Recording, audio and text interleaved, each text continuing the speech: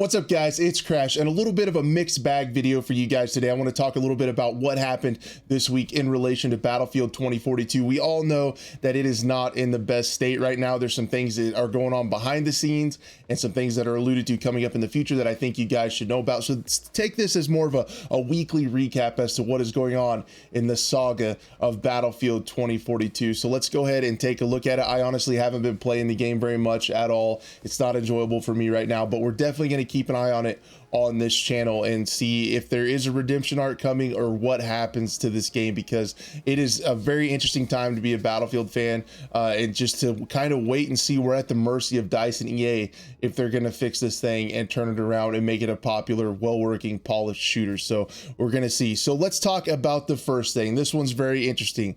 Laura Miele. Yes, EA's Laura, ahead of schedule, earliest alpha ever. Miele said in a internal email that's going around, I assume it's going around to like maybe shareholders, news, or media, but it's Tom Henderson has reported an internal email. She says, we believe we were ready for launch through mock reviews, our testing which showed strong service stability. Our critical reception was initially strong in the low 80s. But as more players came into the game, we encountered a few things. Miele went on to acknowledge we've had feedback from some players on feature choices. These were conscious choices by the dev teams, but not everyone agrees with them. So essentially she's saying that they thought everything was ready to go for launch. I think this is an absolute joke of a statement to make.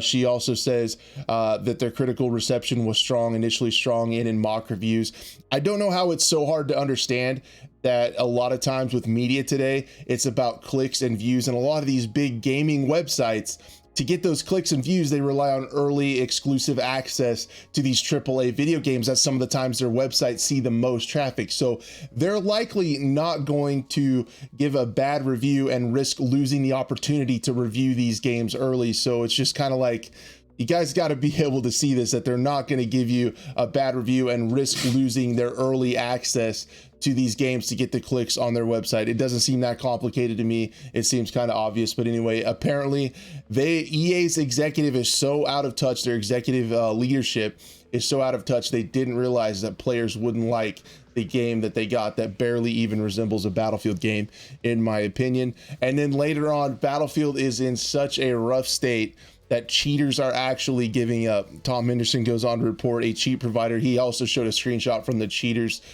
Discord. He says, the cheat provider is suspending its services to the game. It's not because of anti-cheat. It's because the game's performance makes the cheats not work properly. And in the screenshot, the cheat developer talks about how they are no longer going to support 2042 because the nature of the game and how it runs and how broken it is, they can't get cheats to work with it. So I guess if you're a glass half full kind of person, then Battlefield 2042 has some of the best anti-cheat out there because the game is so broken that cheats don't work.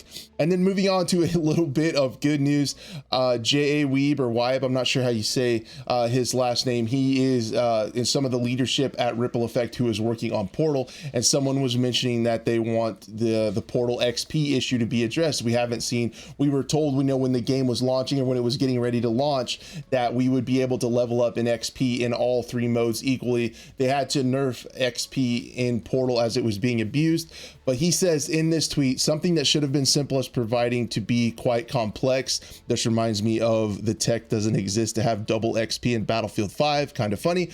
But look for an update next week where there will be a phased approach to improving progression in Battlefield Portal. So this says an update next week. I'm not sure if that's a game update or they're going to announce what they're going to do. They're going to update us on what they're going to do. So this could be an announcement to an announcement on how they're going to do a phased approach the Portal XP. So it looks like this is going to be a multi-step process to fix. We should hear more on that next week. And then finally, the last little bit of news comes from Call of Duty.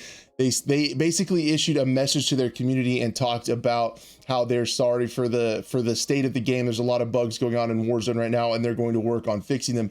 And a lot of people are calling on EA or DICE to come out with a similar letter about 2042. And while I think a letter is warranted, at this point, I really don't care.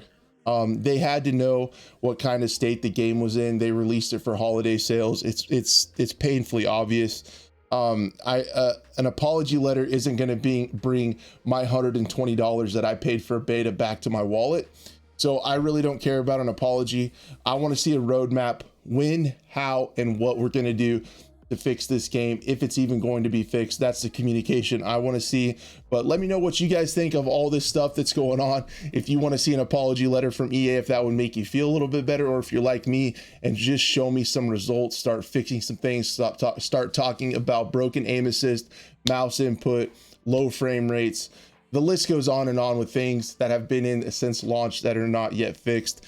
And yeah, just let me know what you guys think. If you've made it to the end of this video, you're a freaking legend. Thank you so much for hanging out. A little bit of a teaser tomorrow. Hopefully we have a little bit of an announcement on this channel. That is a big deal for me. Hopefully it means something to you too.